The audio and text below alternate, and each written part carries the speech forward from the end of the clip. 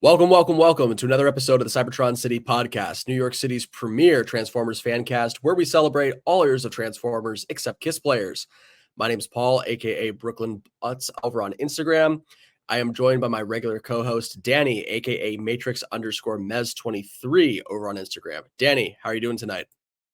I don't know. Regular is kind of crazy, but more like outstanding co-host. Outstanding. Regular on the show, but outstanding co-host.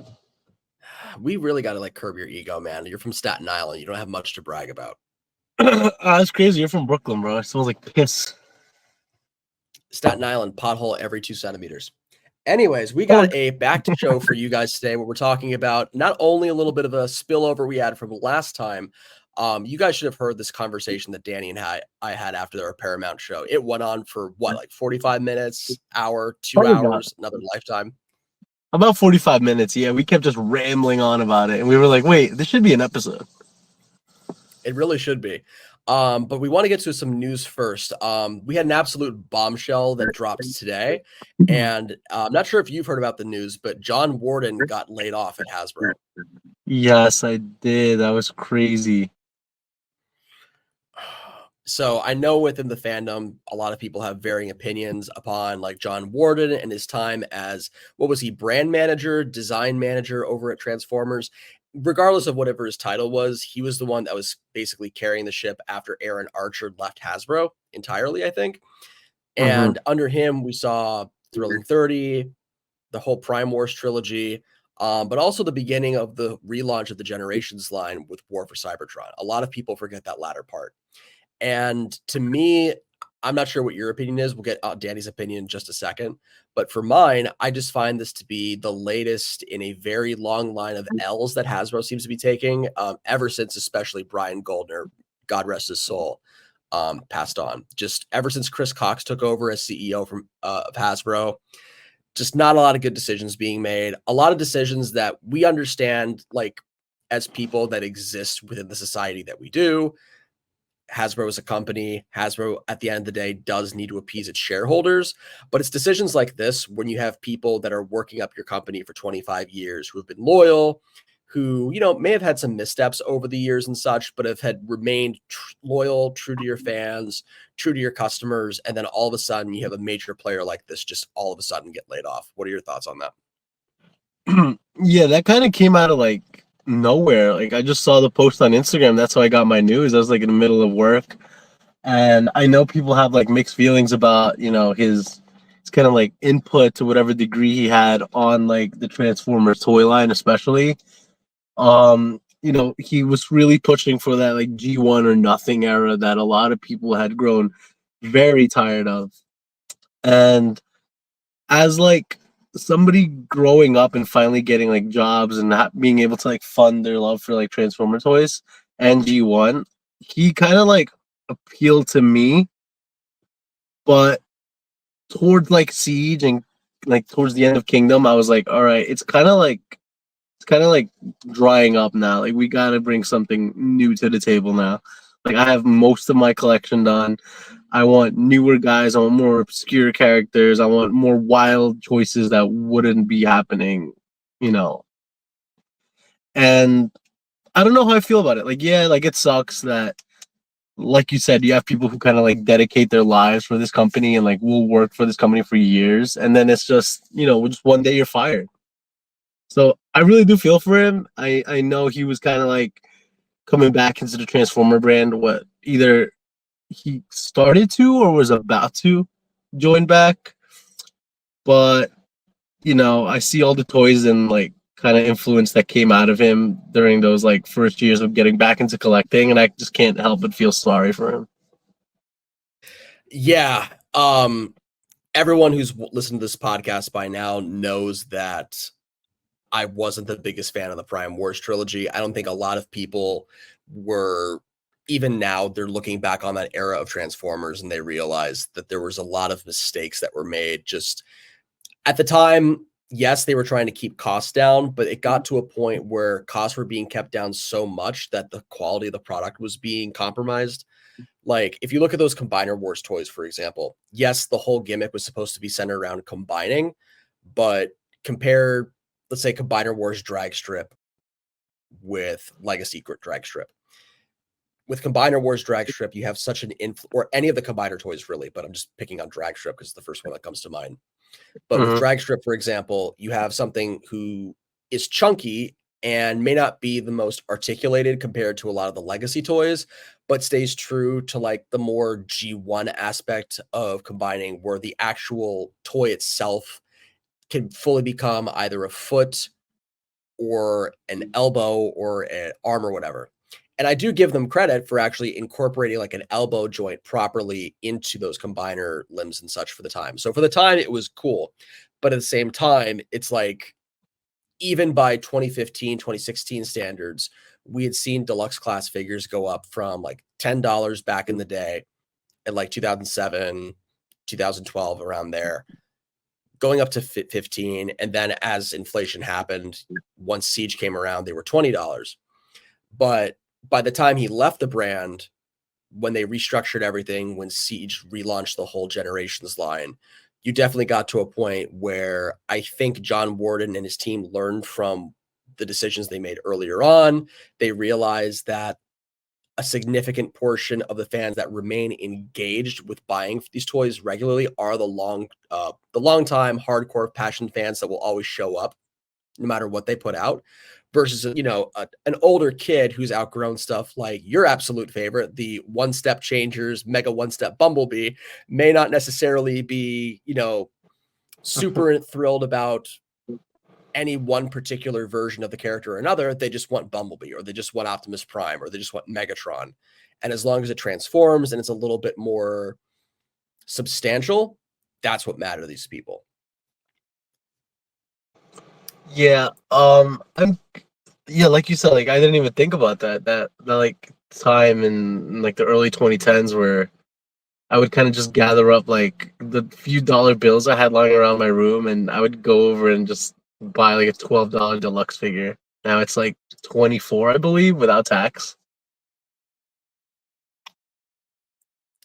Yeah, without tax, and minimum wage has not gone up since then too. So yeah, your money doesn't go quite as far, and you can still get something like Rise of the Beast Wheeljack that's almost $30 in New York City and still be yeah. a complete piece of junk. Like we've teased this a little bit. We're gonna do a retrospective of 2024's figures, but I have to say, like, Rise of the Beast Wheeljack, not to get on a total tangent right now, but absolute worst figure here. The figure is just straight garbage.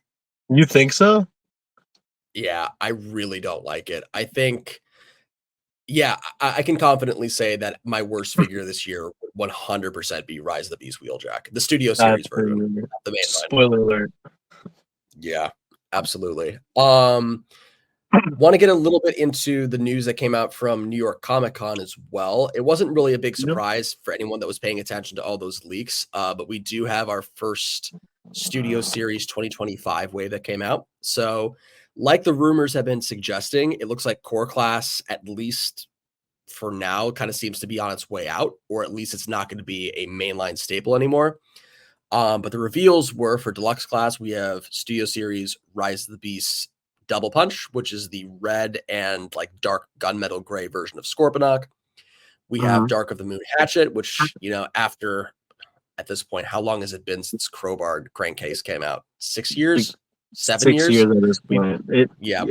We finally completed that trinity. And then for Voyager class, we have War for Cybertron Skywarp. And for Leader class, we have, to nobody's surprise, a straight up redeco of Kingdom Galvatron as Studio Series 86 Galvatron.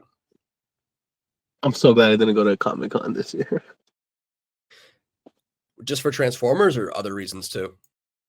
Just for a bunch of reasons, but Transformers reveal is 100%. That's such like a lackluster line to like kind of like announce at a Comic Con.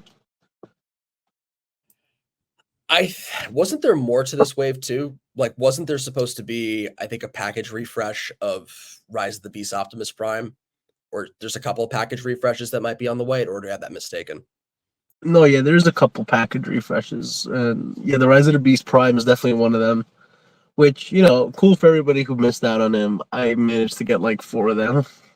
All from Brooklyn, actually. Scalper. Scalper. But Are you picking up that new Studio Series 86 Galvatron, or you're happy with your Kingdom/Legacy version? I don't know at this point because generally I try to get like the newest version of whatever character comes out, and I'm looking at SS86 Galvatron, and I like the purple. I'm not gonna Me lie. I too. think the purple Me is too. definitely better. I'm sorry, what'd you say? But yeah, me too. I just don't know if it's like $50 better. You know what I mean? Yeah. But it's pretty much what I expected it would be. I was hoping for maybe like a little bit of retooling with the face, but just look, I have the Legacy Galvatron right here, and we were discussing this on a couple podcasts ago. There's nothing much more you can do with it anyway. And besides, like he's already in scale with, Cyclonus, Scourge, and SS86 Optimus Prime. Do Mhm. you have your SS86 Prime yet?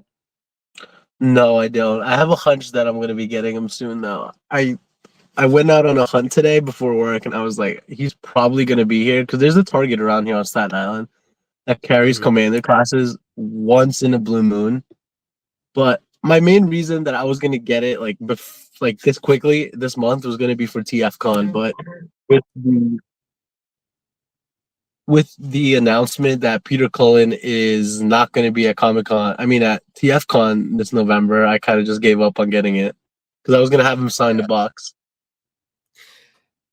So my point being with Galvatron's still taller than SS86 Prime, which is what I like. He's not like drastically taller, but Mm-hmm. when I measured the two the other day, I think Galvatron is like half a head taller. Like his eyes and his nose are like just at the top of Prime's head, or maybe a little bit shorter than that. But it's a scale that I like. Um, I like my Megatrons and Galvatrons just to be slightly taller and slightly bulkier than Optimus Prime, Mm-hmm. but not like a drastic difference either way. And assuming they don't have super modes. If they have super modes and power ups, that's a different story. But Yeah. especially with like G1 Galvatron, G1 Optimus Prime, it's a pretty good scale. We now have in scale Mm-hmm. Optimus Prime, Galvatron's going to be in scale. When we finally get SS86 Megatron, I imagine they'd be around the same height. So a lot of stuff corrected. So if they're putting the budget into an awesome SS86 Megatron and just a Galvatron redeco is good, honestly, I'll Yeah. take it. The only thing I could really like want, and it's like me nitpicking, is kind of just like pointier feet because they kind of like mesh too much into like that shin. It just looks like a stump of a foot. So that's like the only complaint I could think about on that mold. Yeah, it looks like a little bit of a horse hoof instead of a foot. Yeah, right. Yeah. It even has like the little black part on it. That's funny. I'm just noticing it now. But yeah, I agree. Otherwise, I think the only brand new mold we got out of this wave was Hatchet. And that's at this point, it's like a 2 or 3 year old figure that's been pushed down the line so much, which I'm happy we finally get it. That's good. Um, Mhm. was it the best wave to reveal? Yeah, I don't know. This is me putting on my tinfoil hat, but it could be like, hey, maybe Hasbro just wants a wave of repaints right after the holidays. Not everyone's like super enthused about forking all their money over in January, right after Christmas Mhm. for new toys. Personally okay with it, but I know there's juicier stuff in Studio Series and Age of the Primes coming later in 2025. So, lackluster waves RIP. happen. I don't think it's good. Yeah. I don't think it's going to be something like, Legacy Wave 1 terrible, but it's certainly not the best. No, I'm probably not even gonna pick up the double punch or the sky warp or really nobody in that line. Double Punch might be the one that I just avoid entirely. I'm like, I have Scorponok. It's fine. The figure's just fine. I don't need to like army build unless Yeah, that he's thing goes on alright. like hella clearance.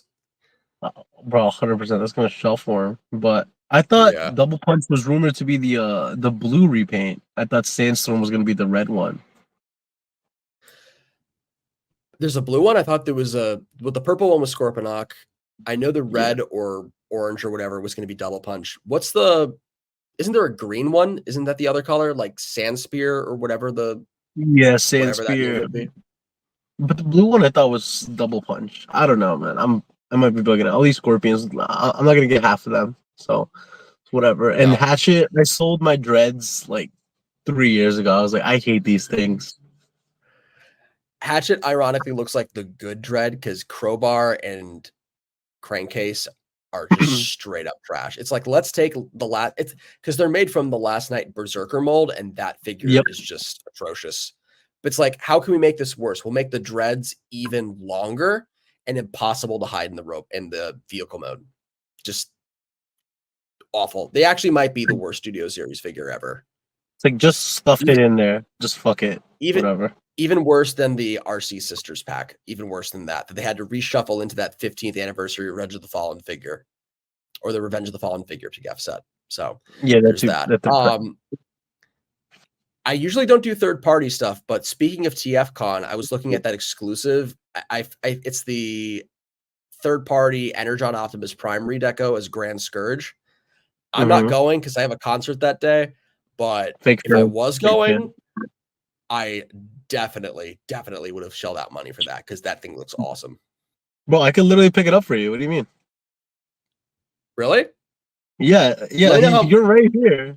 You're like 20 minutes away, like on the highway.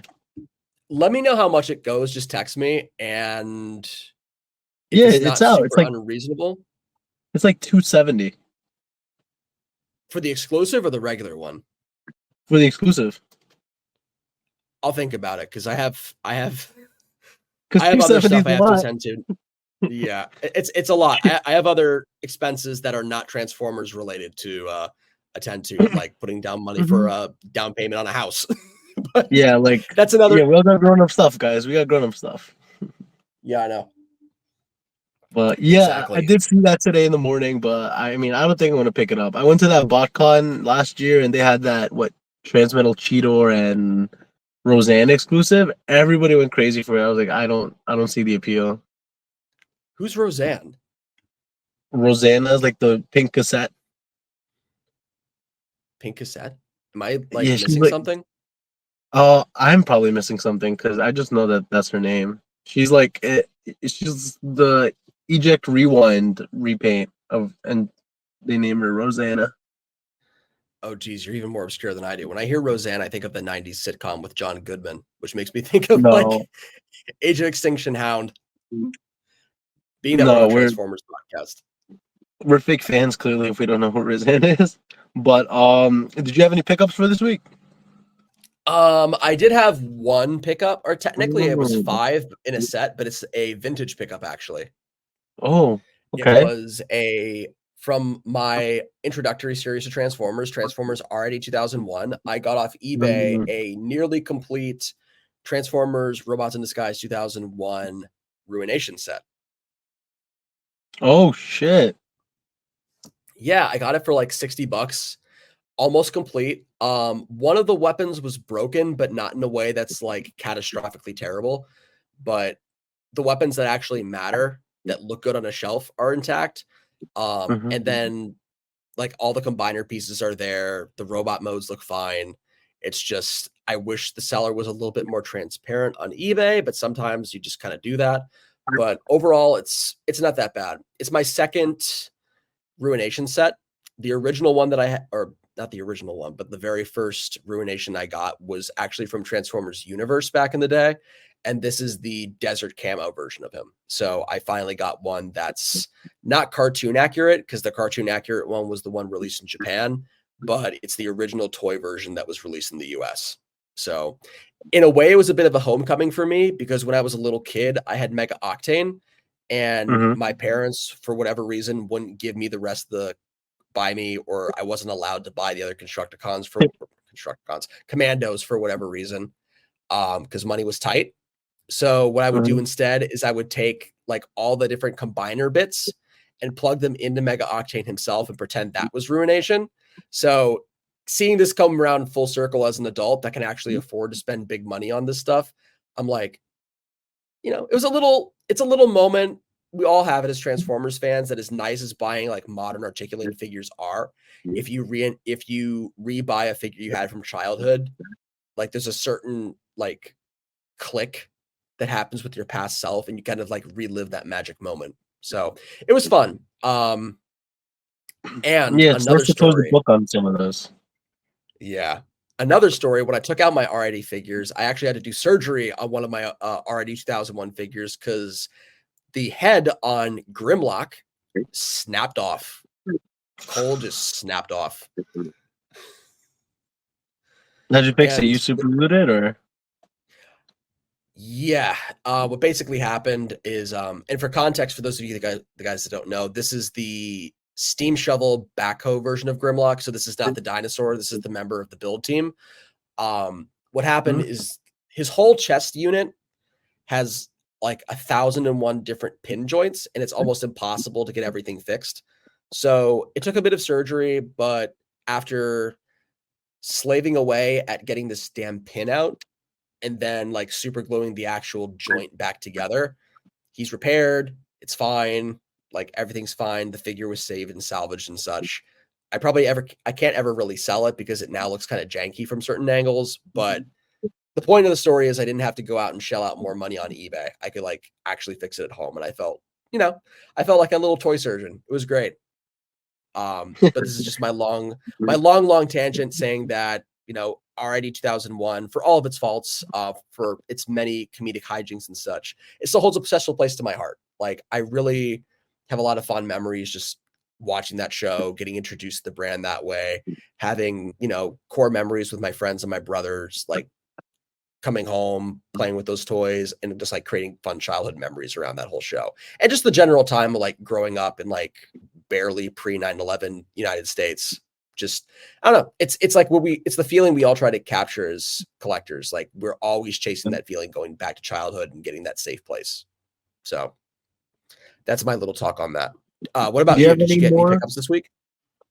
Yeah, actually, I got. I visited one of my local toy, well, not so local, my Jersey toy store, and I kind of pulled the trigger. Well, not kind of, but I pulled the trigger on Weird Wolf, the Titans Return mold, and I got myself one of the Giant Planet mini cons. I don't know if you're familiar or how familiar you are with mini cons. It's that little blue kind of like jet that has those big missile hands.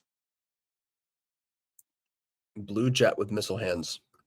Yeah, it's from the Giant Planet Minicon team set. It's him. There's this kind of like hook type Constructicon looking dude, and there's like this vessel. It's like this warship that come in the set. So I'm familiar with it, but I'm familiar with the Timeline's Astro Train version that had those as Astro Hook, Astro Line, and Astro Sinker, but I have Yeah, no idea what the regular names are. Like that completely escapes me. But I know what set you're talking about. It's a trio that was sold in like a 3-pack, right? yeah.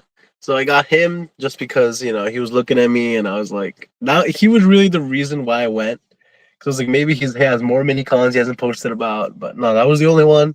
So I know I had to leave with him, and I finally completed my Decepticon Headmasters with alongside with a Fangry, Mind Wipe, Skull Cruncher, who else is there? Cancer, and there's somebody else. Somebody else. But yeah, that whole Frost. set's complete. I could well, not really. Well, I don't really count him. I just count Skull Cruncher. So let's see. There's Skull Cruncher, Cancer, or what's his American name? Completely Uh, escapes me. Squeeze Play. Squeeze Play. There's Squeeze Play, Skull Cruncher, Weird Yep. Wolf, Mind Wipe, and then don't forget the horror cons, Eight Face and Snapdragon, because they're also headmasters. Yeah, I got them too. So Gotcha. so I completed that little set. So Nice. happy to put a pin in that. Finally, close the book on those guys, and I could try to hopefully find a grotesque that's not ridiculous money on the aftermarket. But it was a little That haul. was Yeah. That's it. That was my summer find. I actually found a Repugnus and a Grotesque at the same Bushwick toy store that I snagged Fortress Maximus at 4 years Really? ago. Yeah, I did. Shit. Because I went to I that think I toy ended store up, too. They didn't have anything. which one was this second time around? Of This Knickerbocker? Yeah, that was the one I went on like maybe like a month or so ago I went to. Yeah, lately they've been kind of dry. It's just been like a bunch of Kingdom figures that are just sitting on the shelf and a bunch of like really not in the best shape G1 and like Thrilling 30 Eras toys. Yeah. Just not sure what's going on there, but they they Get your shit together, they've had Brooklyn. yeah, they've had some good stuff over the year. I got Super Megatron from there. I got I think I've told you this on the side. If not, I've definitely mentioned this on Instagram. I got a I'm not kidding. Thrilling 30 San Diego Comic Con exclusive version of Metroplex from there. Oh yeah, I think you did. That's insane. Yeah. It's It this was like when they little. had It's legit just a hole in the wall, bro. It doesn't even have a title. It's like well, not title. It doesn't have like a sign or anything. It's just fish market on top. yeah, it's a hole in the wall. It really is. It's Yeah, just like you would blink and miss it. yeah. I walked by it twice. Was it open? I found like sometimes it's just flat out even open. No, yeah, it was open, but the fish market sign above it kind of took me away from it. I was like, wait, what the fuck? And my girlfriend was like, no, there's an Autobot symbol on it. I was like, oh, okay, that's the one. Yeah. I forget the exact name. Jerry. That's the owner. Shout out to Jerry from second time around in Knickerbocker and Star off in Bushwick. Good guys, giving me Hey, quite a let's good go, deal over the years. Jerry. Let's go, Jerry. Jerry.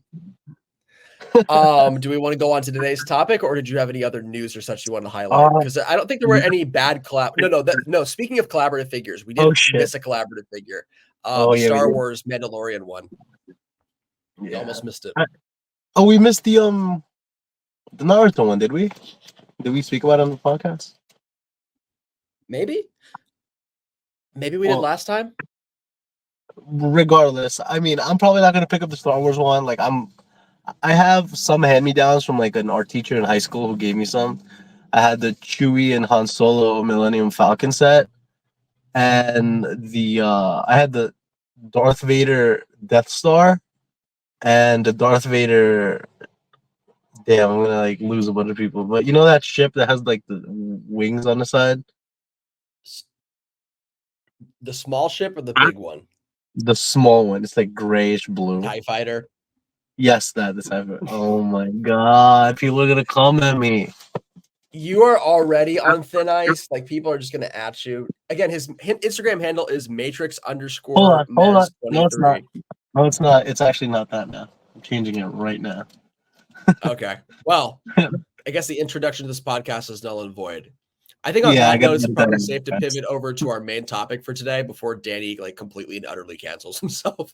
So, like as we were saying, um, last time we had quite a pivot and rant session and a lot of what I would consider bro therapy after recording a very long and winded version of a Paramount and Hasbro general just rant fest.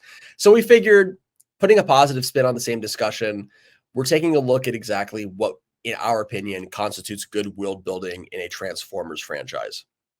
So you've had some time to think about this. What are when you're looking at what makes for a good Transformers series, first and foremost, what comes to Mhm. mind for you? I like to. I genuinely just like when Transformers aren't just isolated to Cybertron, and it it is my absolute most favorite thing when the Allspark is not the center of the of anybody's attention in the show. I'm so tired of the Allspark. Once I hear Allspark, I'm kind of like tapped out. I'm like, I'm done. He really doesn't like the Michael Bay movies that just destroyed it for him. No, Michael Bay's movies destroyed it, and then Cyberverse had it, and then the Netflix series had it, and I mean, Animated animated had kind it. of has it, but animated like does it so well because it's not just the Allspark. We're not just like doing this. Like we're going on quests. We gotta fight this villain. We gotta fight this human villain. You know, there's like hiccups along the way. You know, like, it's not just the Allspark. Sometimes you forget it's even about it. And the Allspark actually creates Transformers that are proper characters and not just like weird crack-infused robots. Mountain Dew bots. Or that weird cell phone thing. Or another, our favorite, The Last Night ism, the watch that killed Adolf Hitler. Suddenly a Transformer. Like, shut up, Like, bro. what? Stop. Oh my But gosh. colonies, I love when they start talking colonies. Cause I'm like, holy shit, it's a whole other world over there.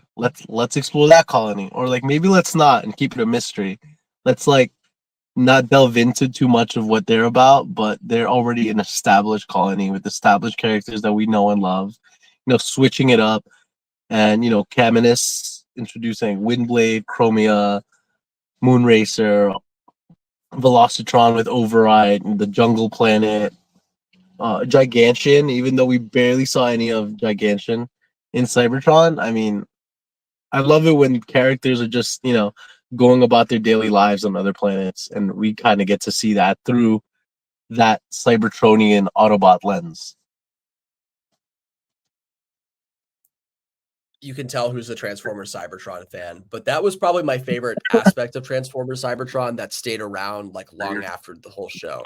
Like going back to Transformers Legacy, what was the first Walmart exclusive line? Velocitron.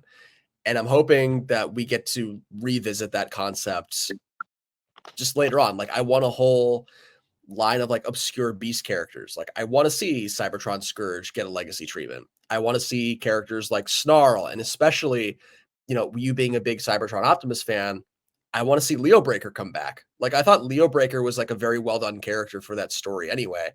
Like going from this typical like vehicle transforming transformer that has like some hidden power, and then he like completes his destiny, becomes this lion bot, this awesome like magic mushroom basically character for Optimus Prime, but he like becomes one with Jungle Planet.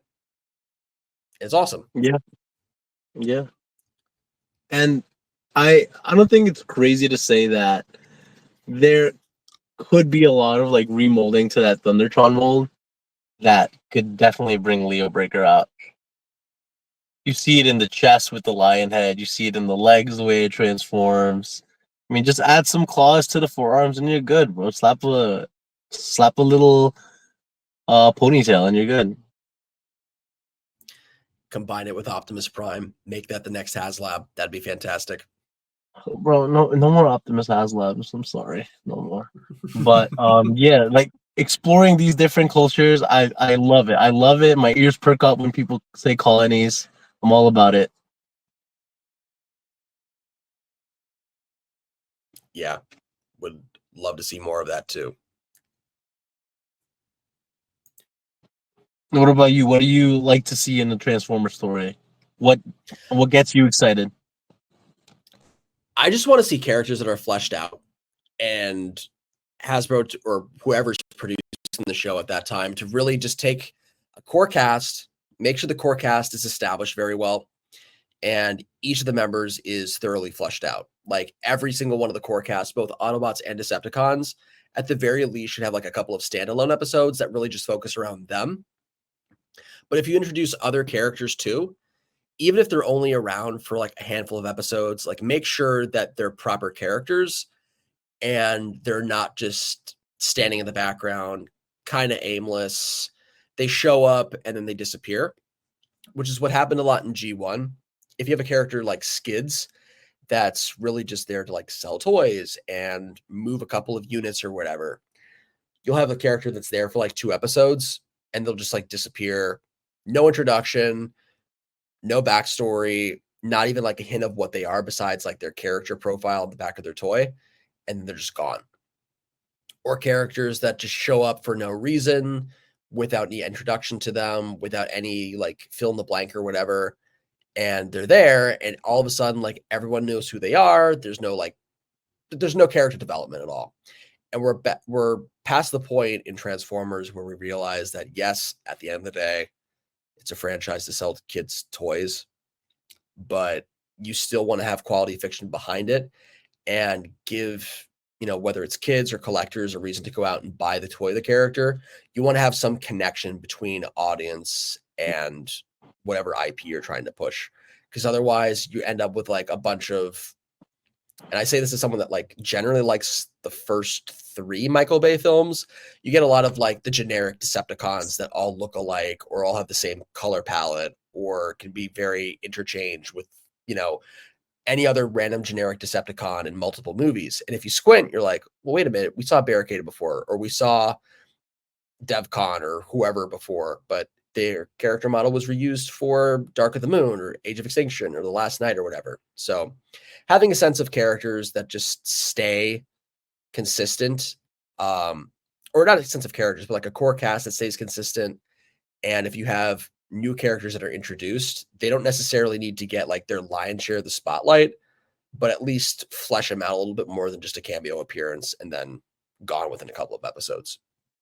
The thing is, with a lot of the Michael Bay films, you'll have these generic Decepticons or just reuse CGI models that are interspersed throughout different films.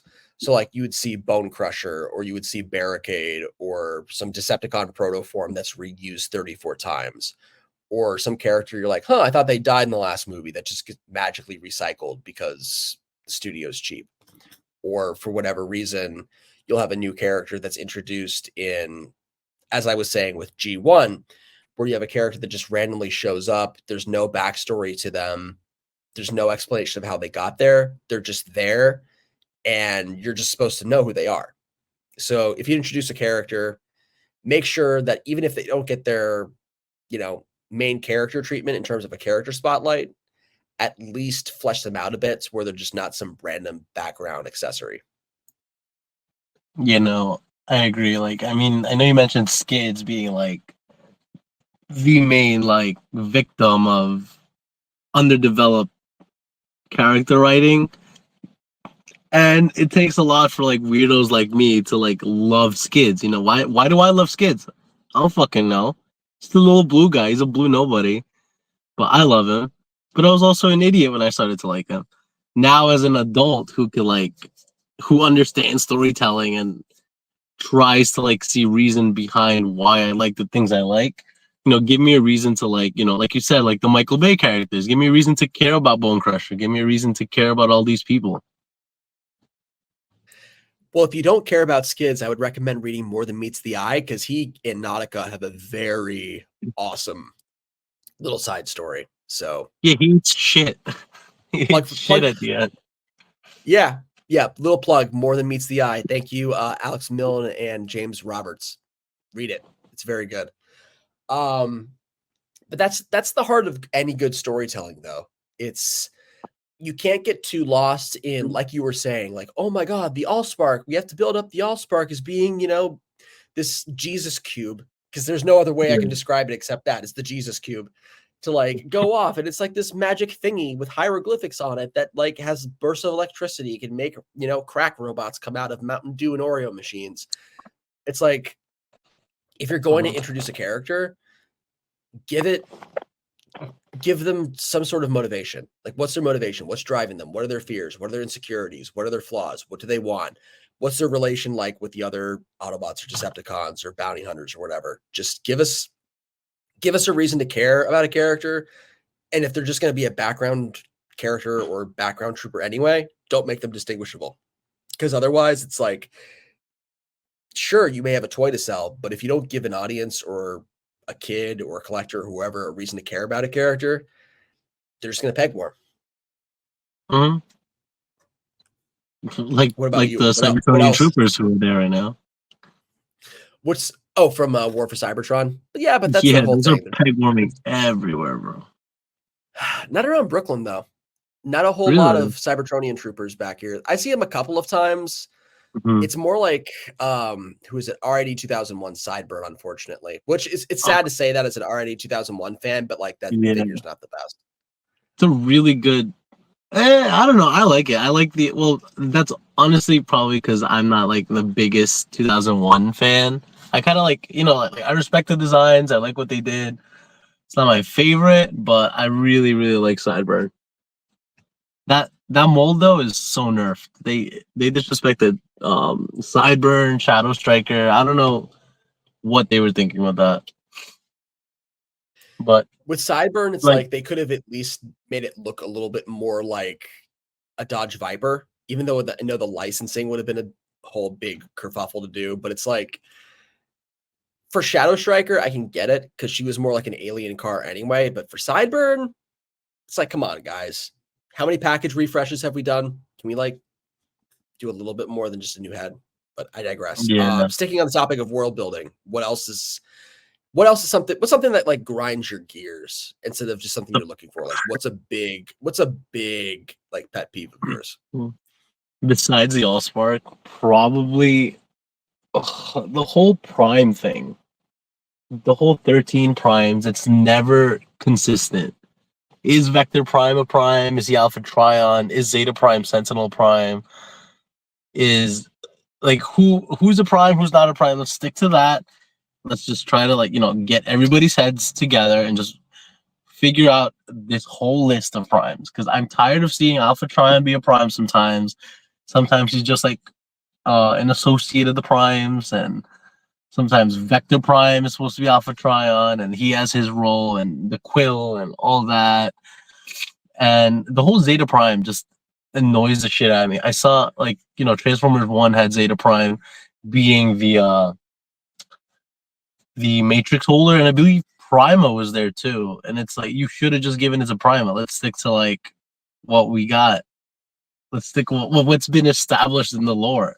Zeta Prime's always kind of been, Squint in its Sentinel Prime, and the whole 13 Prime thing just has to be flushed out, set in stone, and kind of just has to be respected across like all Transformers media. I can't like keep trying to squint my eyes and try to make sense of it.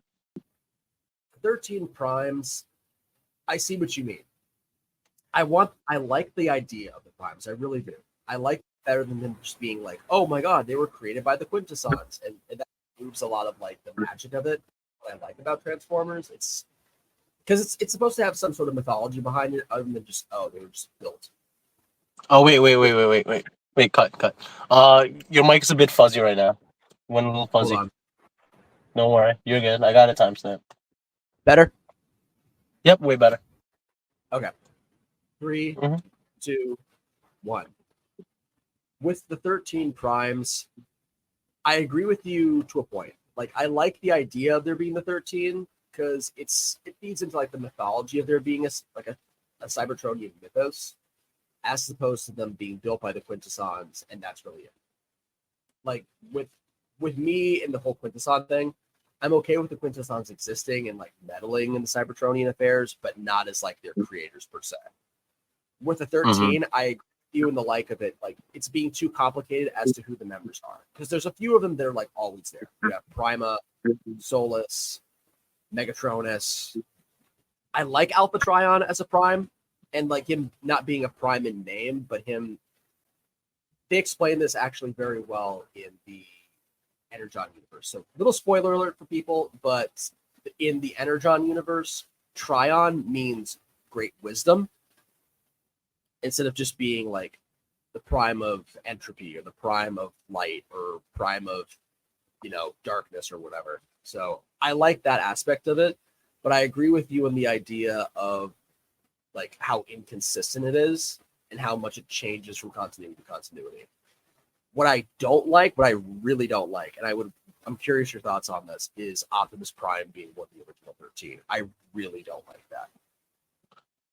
Yeah, that's it's so funny you bring that up now, because I was just listening to another podcast, and there will be no plug because we're competition. But they were discussing on how like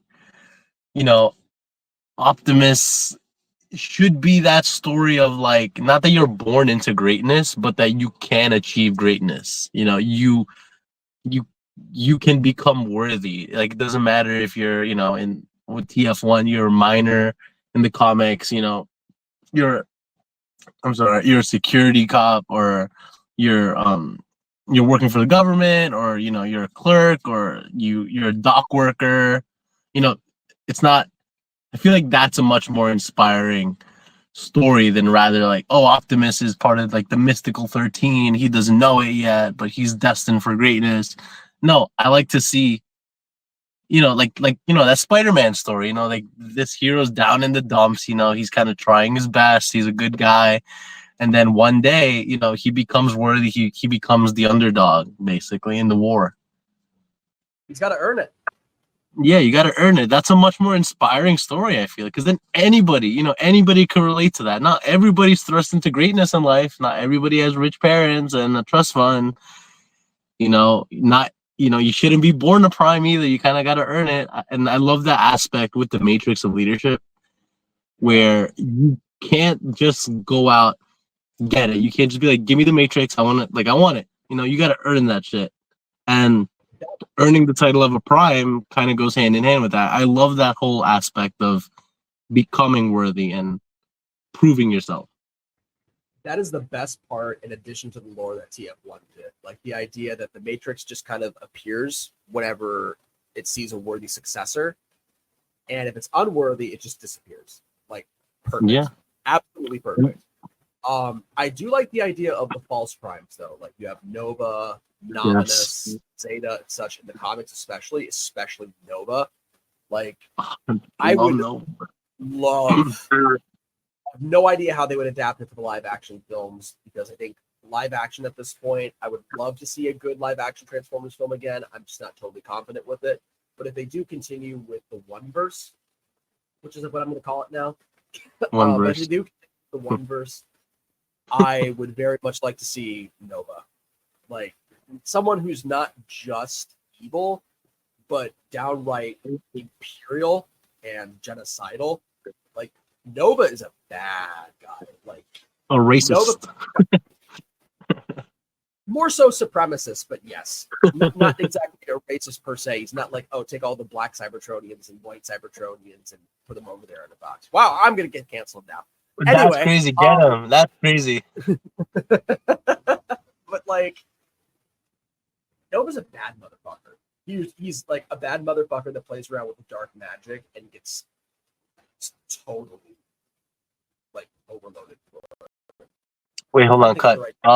You sound very, very fuzzy right now. Real still? Yeah, you sound very fuzzy. I don't know if you're away from the mic or. How about now? Yeah, you sound perfect, just like that. Okay, I'll try that. I'll bring the mic closer. Okay. Yeah, just still sound fine. Still sound fine. Yeah, you sound good. You sound good. Where do you need me to start over? No, I heard everything. Just go off of Nova being a bad motherfucker. Okay. 3, 2, 1. Nova Prime is a bad motherfucker. I want to see Nova Prime adapted in some form besides some cutscene at the end of Transformers Devastation. Really at his worst. Because once he's possessed by the D-Void, IDW, and then he returns for like Dark Cybertron, does all that whole thing, that's awesome. Especially like him being a major antagonist going all the way back to the Simon Herman days in IDW, just chef's kiss. I was so happy last year when they had that IDW capsule, and then Nova Prime comes into it. Even though it's a retool, pretty like shitty like Galaxy upgrade Optimus Prime figure, it's my favorite version of that mold, and I think it's the only one worth keeping. Plus, when that DNA design kit comes out, that's going to be even better. But I'm digressing from the point. The point being, as much as I have criticisms of 13, I really love the false primes too. Like, just showing how far down Cybertronian society got after the Age of the Primes, which ultimately led to about Decepticon War and Megatron's rise to power and everything. It just adds so much more context to not only the Civil War in general, but also how bad things got for Megatron to go crazy. Yeah, it's not just like one singular event that kind of changed the tide of Cybertronian history. You got the radicals and people kind of doing their own thing on the side too. I like to see. I mean, we've discussed this before that we like to see other villains other than Megatron. And the false primes, if Hasbro is like, or Paramount is a bit too scared to kind of put other main bad guys, like, like we discussed Scourge being in the movie, and Straxus, Lockdown, if they're kind of afraid to put those guys in the forefront and want to focus on like, the prime name, Nova, Sentinel, obviously Nominus, those are great prime, like they're under the same prime umbrella that people would associate with Optimus Prime and be like, "Oh wait, these are supposed to be good guys, but apparently they're not good guys. Like this guy's kind of an asshole. Sentinel's kind of like a radical, corrupt leader. Like this is something like it's a good gateway to other villains, essentially." Definitely, especially with Nova's particularly looking very similar to Optimus too, and eventually becoming Nemesis Prime for a bit in the comics. Like if you want a true Nemesis Prime done right without going too far into like a direct repaint of Optimus, but have like another Optimus concept adjacent, like Nova Prime would sell toys. I have no contest, or there's no doubt in my mind that Nova Prime would sell toys in a main line. No, of course. Absolutely not. Like being as close in design as Optimus as he is, he would sell, like absolutely. Especially with that wing design, like oh my god. Yeah, I was gonna say, like a kid walks by and they're like, "Oh shit, let me grab that." I mean, that's how my mind works. I'm like, "Oh my god, big wings! I gotta buy that." I'm like 10 years old. It's all right. Yeah, already Cryotech or Beast Wars Transmetal 2 Megatron, giant dragon transformer. What little kid is not going to love that? Yeah, I love that. Give me that. I'm that little kid. Yes.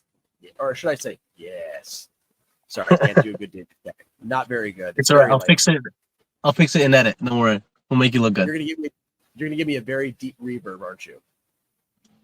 I'm gonna get David K. to dub in and take over for me. Great. Love it. The most expensive podcast segment we've done. But yeah, I mean, other than world building and villains and that whole Prime thing, I mean, those are like my big qualms with Hasbro and Paramount with the way they're kind of telling their stories. I want to go back to taking those big risks and introducing different worlds. You know, Cybertron, cool, whatever, but you know, show me more worlds. I would love a Velocitron kind of like focus. Or you know, just colony worlds. I want a colony. I want that Cybertron aspect to come into play with everybody else. I want everyone to see that. I have one, and it ties into your earlier point about the Allspark, but it expands on it. Mm-hmm. I am very over magic objects. Like, okay, we have the Matrix of Leadership, the Seed, okay. the Pillars, the Sun Harvester. Merlin Staff, the Allspark, the Transwarp Key. It's like the only film, and this includes Transformers 1, this includes the 1986 film, the only Transformers movie not to rely on some stupid frickin' MacGuffin is Bumblebee. It's the only one. Yeah, you're right. That, like in terms of like standing on its own 2 feet, that's why I really like Bumblebee, and that's why I put it in like the upper echelon of Transformers films too. It's like, okay, I get as like a science fiction society, you're gonna have like these magic devices that'll like move the plot along, but it can't be like literally every movie except Bumblebee relies on it. Well, it was the 80s, so there was no magic devices back then, even on Cybertron. That's a fact. Matrix of Leadership, Vector Sigma. No, energy chain. It was the 80s, bro. I don't know what to tell you. There was no magic objects. The Heart of Darkness. Nothing. No, it was the 80s. Technology like that didn't exist. Mm-hmm. Not even on Cybertron. It's a fact. I hate it. It's why I hated the second season of Transformers Prime too, because it's just like, okay, let's go on a magic scavenger hunt. Let's find Tox N. Let's find the Apex armor. Let's find, the immobilizer. Let's find whatever other magic doohickey. Oh, we have this giant hammer from Solus Prime. All of these objects just happen to be on Earth.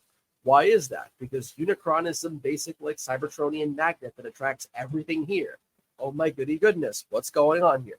And I'm just like, listen, I get it. Like, to some level, you have to suspend your level of disbelief because it's a franchise made for children about transforming alien robots. But at the same time, it's like all of this appears on Earth.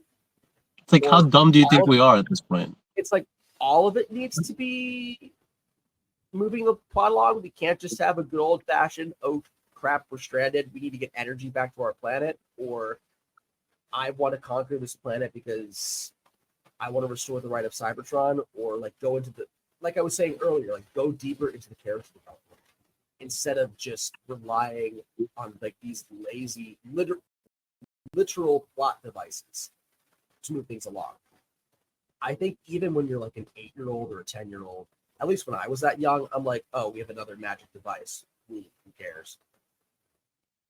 Yeah, and it's like it's such a lazy it's such a lazy storytelling method. And I'm like, we don't have anything better. We don't have more talented writers. Like, get the people from the comics, like, write a few scripts and like outline a season instead of just being like, okay, now we have like the magic glowing energon turd or whatever is in Transformers All Star.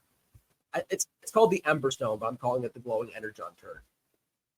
But anyways, and just if and as a toy company, it's like if you're going to go the MacGuffin route, give us, well, not us, but like give the younger audience a chance to buy something that resembles it. You know, if you have the Matrix of Leadership, you know, I think they did one for TF1 now in Walmart. It's like trickling out. But if you have the Matrix, you have the pillars, you know. I mean, I'm not saying that I would buy it, but I'm definitely not buying Merlin's staff. But if you want to introduce MacGuffins into this, at least like give the younger audience the ability to kind of role play with this, make it real for them too. Be like, oh, that's the thing they were looking for. I want to get that when I'm fighting my brother and I'm pretending I'm Optimus Prime, this and that. I want to get like a Matrix I can hold so I could go home and pretend I'm turning into Optimus Prime. Like, try to incorporate that kind of into the sole purpose for your movie existing, to create toys.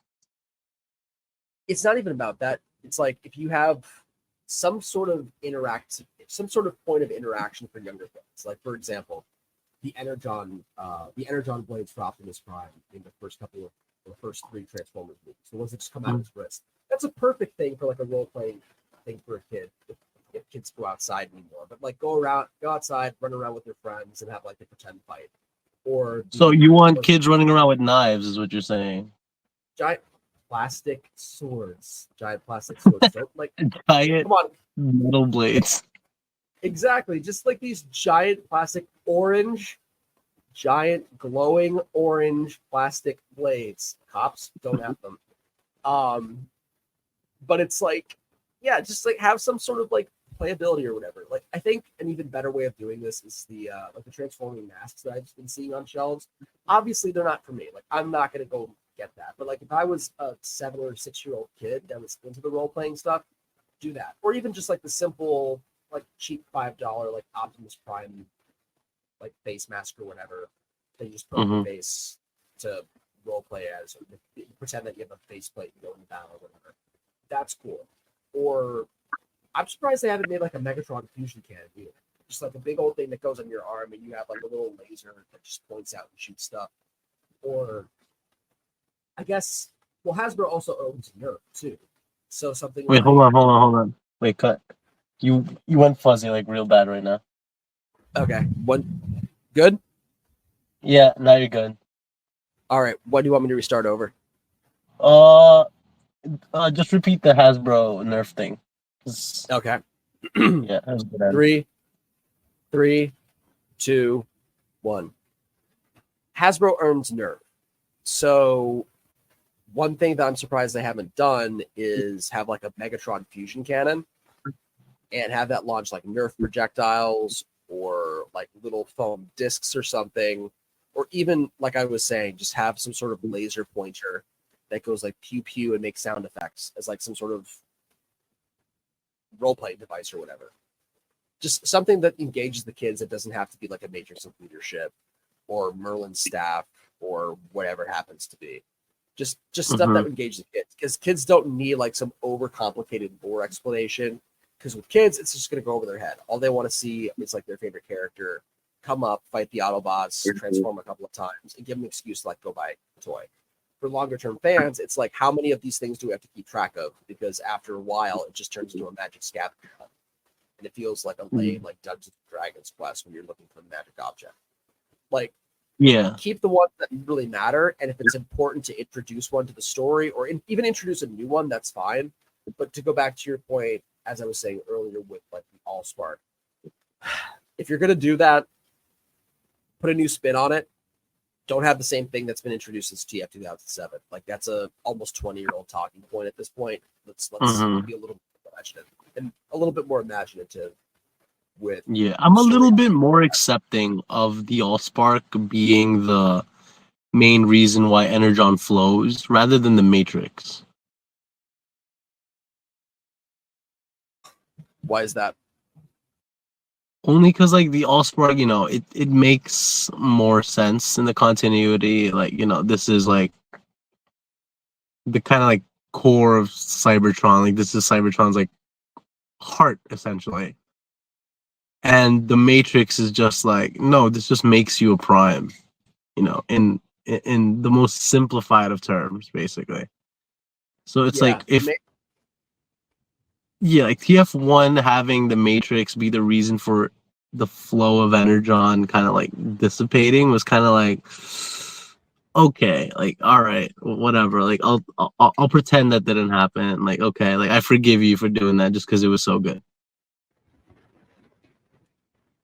yeah. The way that I see the Matrix is it just really is the lineage of the primes, a codex of their memories, and it's a way for like whoever the Autobot leader is at that time to reference it, rather than being like this all powerful reignition key or whatever for Cybertron. Yeah, it's not like the Matrix of Cybertron, Matrix of Energon. It's the leadership. What happens if there's no leader? There's no Matrix. What happens during the elections on Cybertron?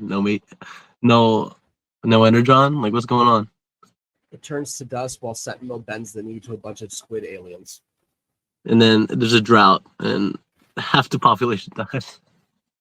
And then you have one miner that goes absolutely nuts when he places a little decal on his left shoulder. Yeah, grow up, bro. Come on, like, what's going on here? I don't know. Clearly, like, the guy was having Diet Mountain Dew that day. Diamond is ridiculous. But do you have any other qualms with Hasbro? Anything else that gets you excited when you get brought up in the world, or I think we've talked about this before, and I like the way it's been handled so far in the Energon universe, but the need to cross over with other franchises. oh. I think if you do that super early, that's a bad sign. Lorenzo. Um,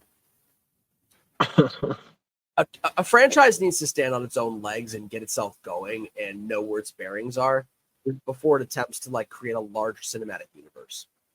Because even when you had the Marvel Cinematic Universe, before everything started crossing over, they had to make sure that each character, especially characters that never had their own film or film franchise before, could really stand on their own. Like they didn't go straight from Iron Man to the Avengers. They had to give the guy two separate films first. Or they didn't Mm-hmm. go from like introducing Captain America without all the setup of like the super soldier program, how he was the first Avenger, and then springboarding that as a means to go like directly to the Avengers conflict. There was some setup first and establishing some context.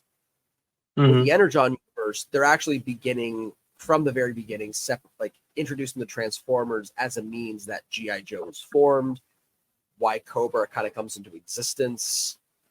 It's all very well done. It doesn't happen all at once. It doesn't feel like the pacing's very off, which is why I find it refreshing and why I actually like the new GI Joe as opposed to like the GI Joe that I think most of the younger audience might be familiar with, which is that series of utterly laughable films that were released in like the mid 2000s and 2010s, where it's just like, yeah, America, yeah, we got The Rock, yeah, we have John Cena or whoever, Channing Tatum.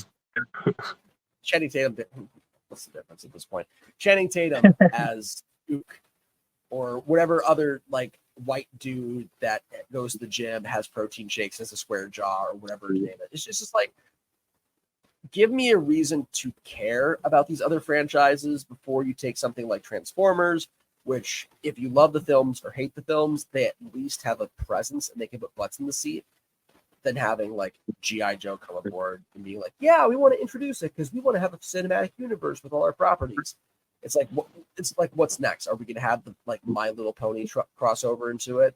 Is the Monopoly Man going to be like, ha ha ha? Guess what, Megatron? I will buy you but like this new body with Monopoly money. Jesus, like I joke a little bit, but I can see like, yeah, the Monopoly Man is going to be working with the Decepticons. I'm just like, knowing Lorenzo, he might actually do something like that. So my point being, if you're going to have crossovers, each individual property needs to stand on its own. And it needs to be worthy of carrying its own weight before it tacks on its mediocrity or inability to thrive along with every other property that it's intermingling with.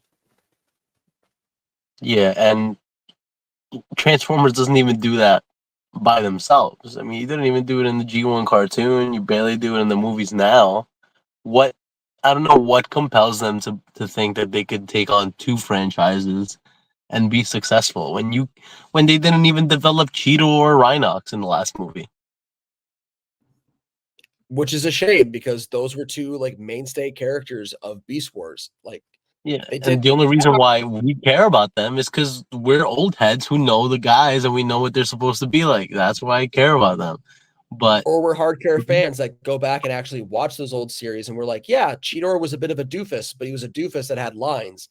And Rhinox was like the Renaissance bot of he was like medic, scientist, bruiser, kind of like an every guy or everything bot kind of wrapped into one. Mhm.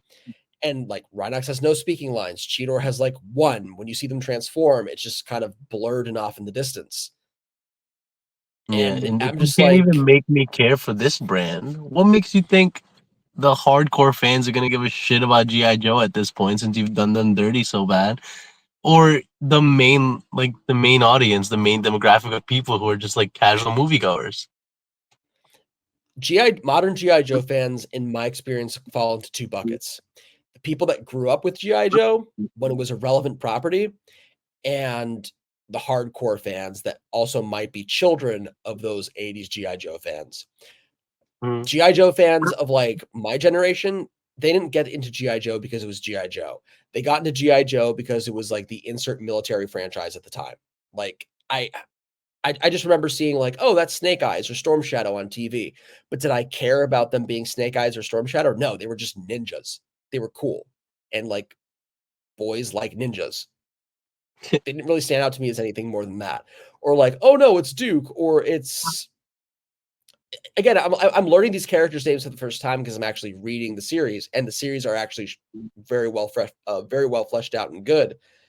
But it's like if I was just seeing this on some like Michael Bay adjacent action movie, like what's really the difference between something like that and the Expendables? Like you may as well have Sylvester Stallone, Dolph Lundgren, Terry Crews, or whoever other action stars in there, because like it's all basically the same. yeah, that's funny you say that because like I give more of a shit about the Expendables than GI Joe at this point. I do too, because I've actually seen those movies and I'm like, Yo, they're it's so good. relevant. Yeah, you would expect them to be good either, but they're like a throwback to the classic action movies, and for what they are, they're good. But they succeed because they don't take themselves like uber seriously. Versus GI Joe, it's like, what's different here, and what's the tie back to the center of this conflict? Because it's not the 1980s anymore.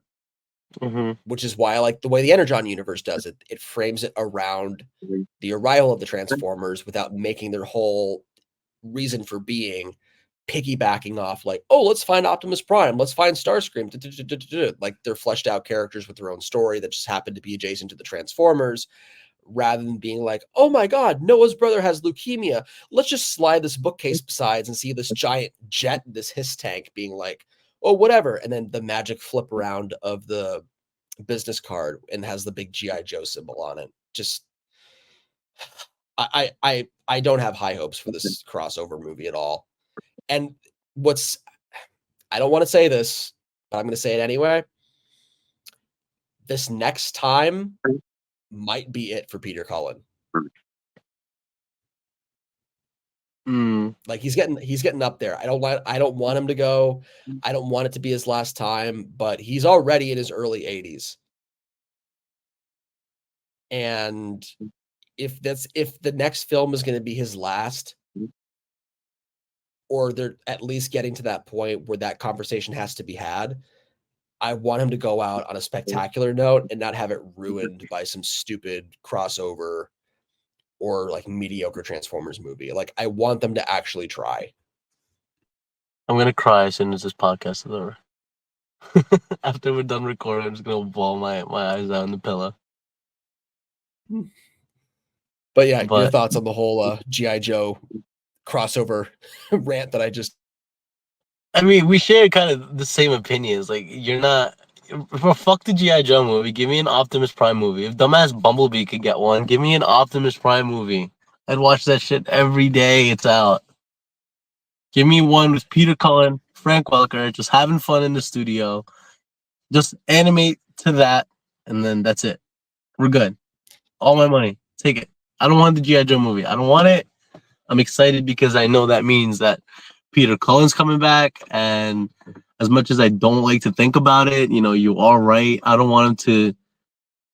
I mean, I don't want this one to be like the last, really.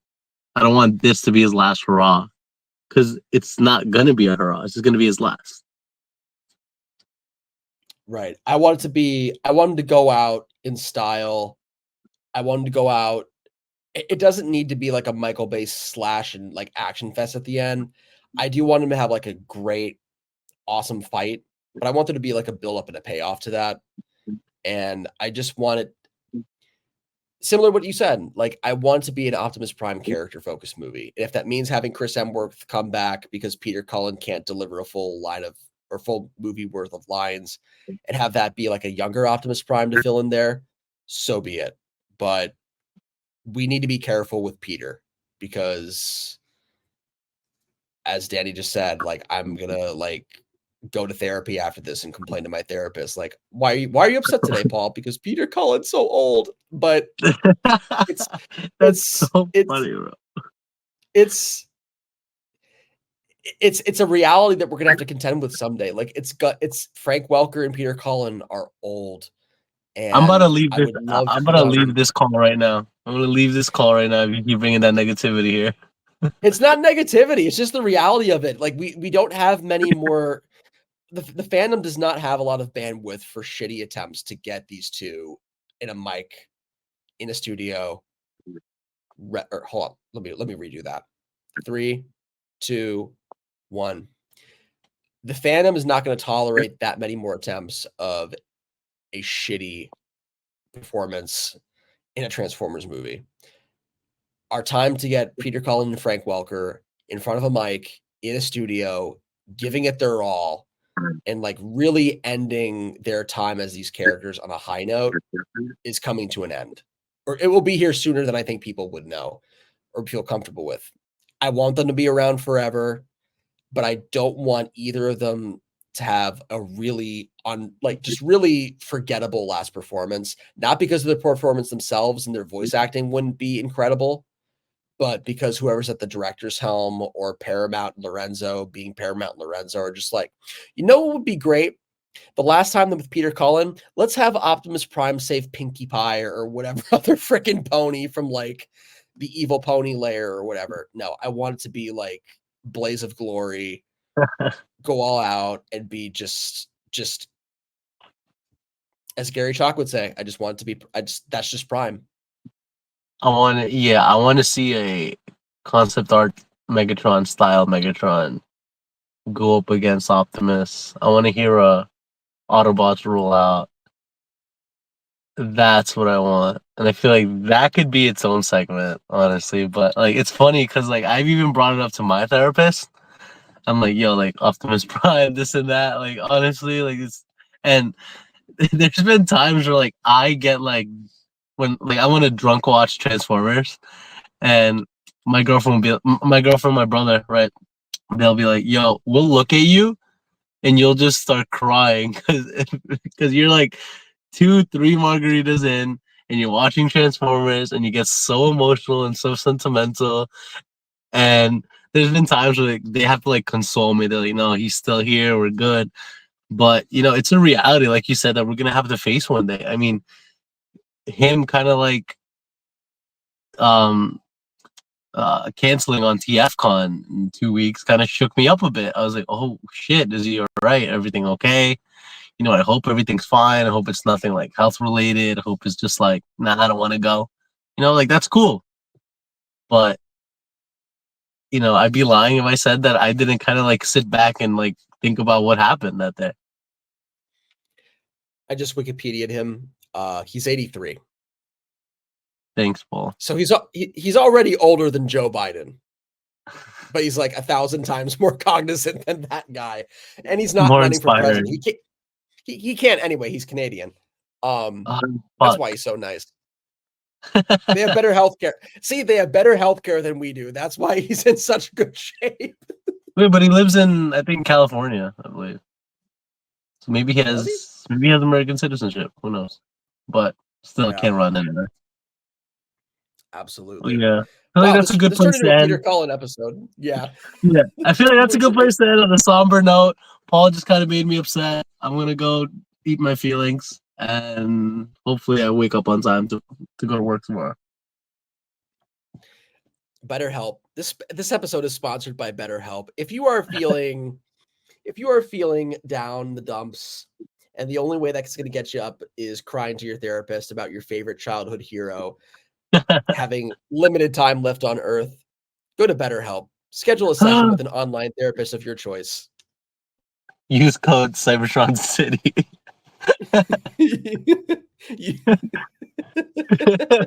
Use code Cybertron City for 30% off. That is, go to BetterHelp and use your coupon code. Oh my god. Oh my god. We're that obnoxious. No, just kidding. We crossed the obnoxious bit a long time ago.